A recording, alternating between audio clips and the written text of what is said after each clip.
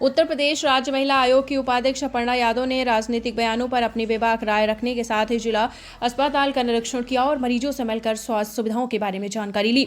उन्नाव में वार्ता करते हुए दो प्रमुख विवादास्पद बयानों पर अपनी राय रखी। उन्होंने दर्जा प्राप्त मंत्री रघुनाथ प्रताप के एक बयान का समर्थन किया। वहीं बिहार चुनाव के नतीजों पर बीआईपी अध्यक्ष मुकेश साहनी के आरोपों को अजीबोगरीब और राष्ट्रद्रोह जैसा करार दिया। आपको बता दें, अपर्णा यादव ने समर्थन किया। उन्होंने कहा कि उन्होंने जो बोला है कहीं ना कहीं जो है उसमें सत्यता है। हालांकि उन्होंने अपनी बात को स्पष्ट करते हुए यह भी जोड़ा है कि आतंकवाद किसी एक धर्म से जुड़ा हुआ मुद्दा नहीं है। उन्होंने कहा कि मैं इतनी बात बोलूंगी कि कहीं से कोई भी व्यक्ति निकल सकता है। आतंकवाद का कोई एक जो है वो कह लीजिए रिलीजन वाली बात नहीं होती है। अपर्णा यादव ने जोर दिया कि समाज में गुमराह होते हुए लोगों को सुधारने की आवश्यकता है। बिहार चुनाव में शून्य पर रही विकासशील इंसान पार्टी बीआईपी के अध्यक्ष मुकेश साहनी ने आरोप लगाया था कि एनडीए ने महिलाओं को 10,000 रुपए देकर प्रभावित किया और कहा था 10,000 में बिहार सरकार मिलती है। इस बयान पर अपर्णा यादव ने कड़ी आपत्ति जताई। उन्होंने कहा कि मैं समझती हूं कि इस प्रकार के अजीबोगरीब बयान नहीं देना चाहिए। जो है बीजेपी के बी टीम है, इसीलिए जब आचार संहिता लागू हो गई थी तो 10,000 रुपये महिलाओं के अकाउंट में डाल दिया गया।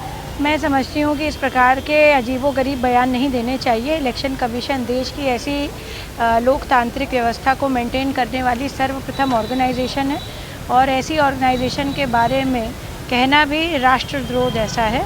उनको अपनी वाणी पर लगाम रखनी चाहिए। आज आप महिला जिला अस्पताल आई थी, बच्चों को किट बांटी है, क्या पूरा कार्यक्रम?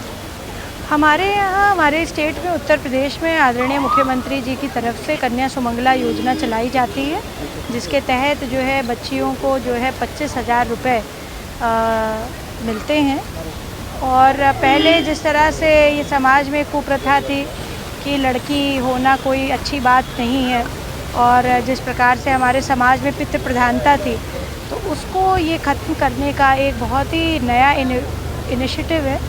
और जहाँ पे बच्चियों के जन्म को मनाया जाता है, खुशी से उनको किट बांटी जाती है और उनको इस चीज़ के लिए भी बोला जाता है कि आपको 25,000 रुपये भी मिलेंगे। तो आप देख रहे होंगे जब ये बात मैं बता भी रही थी वार्ड में, तो सब लोग बहुत एक्साइटेड थे, खुश थे।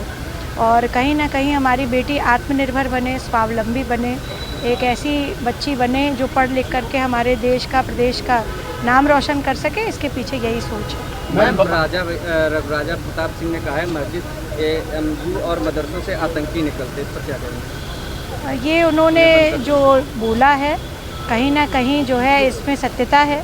और मैं बस इतनी बात बोलूँगी कि कहीं से भी कोई भी व्यक्ति निकल सकता है। आतंकवाद का कोई एक जो है कह लीजिए कि कोई रिलीजन वाली बात नहीं होती है, परंतु हमें हमारे समाज में जो लोग गुमराह हो गए हैं उनको ठीक करना पड़ेगा और अगर वो ठीक नहीं हो पा रहे हैं तो उनको दंड भी देना पड़ेगा। मैम, बिहार में महागठबंधन की हार के बाद अखिलेश का SIR नहीं होने देंगे, इस पर क्या कहेंगे? देखिए, SIR तो सब जगह होगी, किसी के बोलने ना बोलने से नहीं होगा ये, और वो कोई भी व्यक्ति हो। मैं बात ये कहना चाहती हूँ कि SIR की वजह से वोट परसेंटेज हमारा बिहार में बढ़ा भी है और ऐसे लोगों को वोट करने से रोकना जो देश की जनसंख्या नहीं है, इसमें कोई बुराई नहीं। बलिया के सपा के सांसद सनातन